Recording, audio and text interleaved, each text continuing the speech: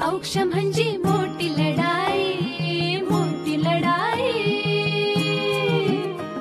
अन हत्याराचं फुलावाने घाव बिघाई, घाव बिघाई.